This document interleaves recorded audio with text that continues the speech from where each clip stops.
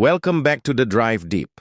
Hari ini kita akan membahas salah satu pesawat tempur paling canggih yang kini resmi menjadi bagian dari kekuatan udara Indonesia, yaitu Dassault Rafale. Jet tempur generasi 4.5 ini telah menjadi perbincangan hangat, bukan hanya karena teknologinya yang luar biasa, tetapi juga karena statusnya sebagai simbol modernisasi pertahanan udara Indonesia.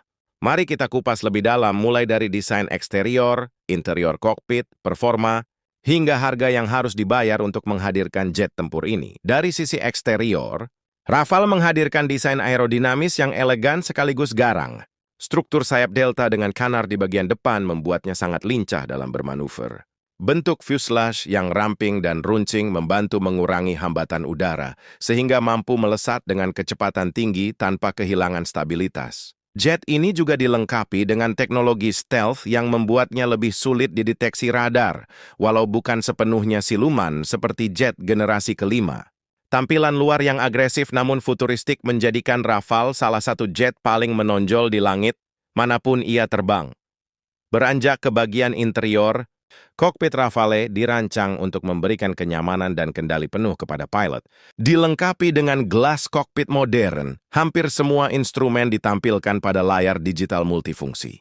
Sistem HOTAS atau Hands-on Throttle and Stick memungkinkan pilot mengendalikan sebagian besar fungsi hanya dengan kedua tangan tanpa harus melepas kontrol utama. Kokpit ini juga dilengkapi dengan kursi ejeksi generasi terbaru yang memberikan keamanan ekstra bagi pilot dalam kondisi darurat. Teknologi helmet-mounted display semakin menambah kemampuan pilot untuk mengakses informasi penting hanya dengan pandangan mata, sehingga meningkatkan kesadaran situasional di medan tempur. Sekarang mari kita lihat performanya. Rafale dipersenjatai dengan mesin kembar Snecma M88 yang mampu menghasilkan daya dorong luar biasa. Kecepatan maksimum jet ini dapat mencapai Mach 1.8. Sementara kemampuan Super Cruise membuatnya bisa terbang dengan kecepatan supersonik tanpa harus menggunakan afterburner. Dari segi persenjataan, Rafale dapat membawa berbagai macam senjata, mulai dari rudal udara ke udara, rudal udara ke darat, bom pintar, hingga meriam internal. Kemampuan multi-role inilah yang membuat Rafale sangat fleksibel. Bisa digunakan untuk pertempuran udara, serangan darat, hingga misi pengintaian. Sistem radar AESA RBE-2AA memberikan deteksi sasaran yang lebih cepat, lebih jauh, dan lebih akurat, sementara sistem peperangan elektronik Spectra memastikan pesawat ini tetap terlindungi dari ancaman musuh. Lalu, bagaimana dengan harganya? Rafale memang bukan jet tempur murah. Indonesia dikabarkan membeli satu paket Rafale dengan harga sekitar 120 juta hingga 150 juta dolar per unit, tergantung konfigurasi dan paket persenjataan. Untuk 42 unit yang dipesan, total nilai kontrak mencapai miliaran dolar.